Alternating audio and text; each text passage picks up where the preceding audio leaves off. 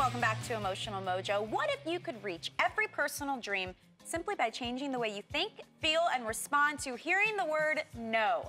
Our next guest will tell us how. Welcome, Richard Fenton and Andrea Waltz. Welcome. Thank you. Happy to have you guys. Thank you. I'm very curious about this because you teach people how to reprogram the way that they think about the word no, and you say to fail your way to success. How in the world do you do that? And what does that mean? Right. Well, it can be a little bit of a challenge because we've all been taught and trained to live in what Rich and I call a go for yes world, right? Sure. Everybody loves the sound of the word yes. It's so positive, it's so empowering, and then there's the word no, and it's so draining, and it's really the antithesis of yes. So we teach people to think and feel differently about the word no. Well, how do you do that? Well, you've got to learn to value it. You've got to learn to see it as positive. And in fact, no is very, very positive in our world, and failure is a great thing in our world. How is it a great thing? Why is it such a great thing?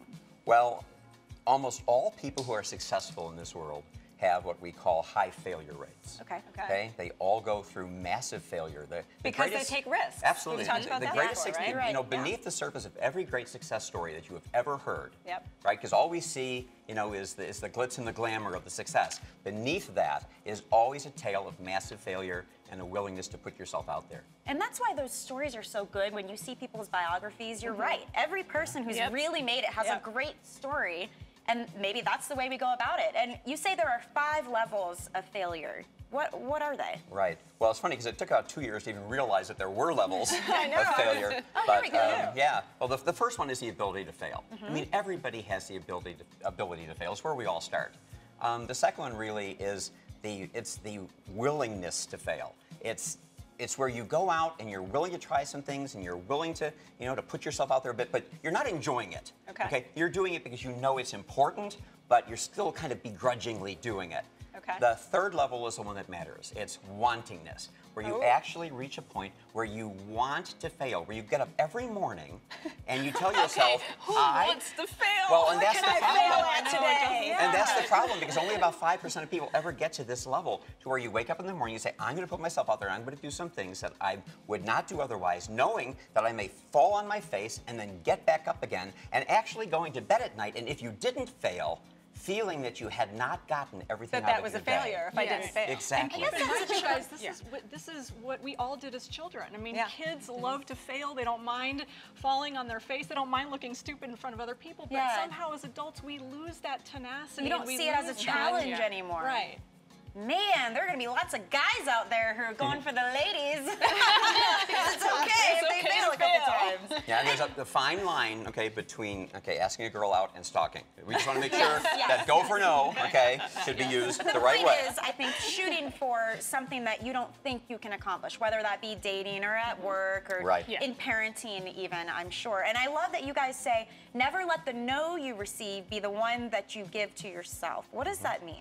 Well, so many people do everything they can to avoid failure, to avoid, hearing no, because they think that it somehow says something about them, right? And so we say, actually go out, get the no, because the worst thing that happens is you say no to yourself. You don't even let somebody else say no for you. You don't put yourself in that, that mode to get that opportunity. Well, and I have to say, when I first saw your book, so the title of the book is Go for No, and I was like, what? I mean, you have to reframe your brain to think about this, but going for that no means that ultimately yes is what you're going to end up with. That's the thing, the ultimately part. Eventually, we got to get a yes. Right. Exactly, and that's why the subtitle is yes is the destination, no is how you get there. Right. Man, so what would you say is your best advice then for somebody who's at home, especially today with our challenge, stop procrastinating? Because I think we tend to put things off that we think are going to end in failure. So what's the one piece of advice, something people can do today, right now? Well, what we tell people to do is to actually set a no goal every morning. Instead of setting a goal for the amount of people who are going to say yes to you or how much money you're going to make or your success, is to set a goal for the number of people that you are going to approach with whatever it is, whether you're selling a product or whether you're asking somebody on a date or whatever it happens to be, and actually set a goal. Say, I'm going to get 3 no's today. Get an awareness around the fact that you actually want to increase your failure rate, not to avoid opportunities to fail. I can feel my adrenaline rising as you do that. I mean, I read a couple of the stories that you had in here, and I was like, I can't take those kind of chances. How did you do that? But if you do that, see what happens is when you get the no, then you say, oh great, I've got one, and you start getting a good feeling about hearing the word no instead of a deflated feeling. I'm just curious, what's something you guys have gotten a lot of no's to and that finally turned into a yes? Like, how do you apply this in your life? You want to tell them your favorite? Well, my favorite story is that I asked Andrea to marry me every day for over a year. We're talking over 400 times in all. And the interesting thing is when I finally got the yes, we were walking through a department store, I did a throwaway proposal. I said, are you going to marry me or what? And she said yes, and I was so caught off guard, I didn't even realize it at first. Oh my gosh.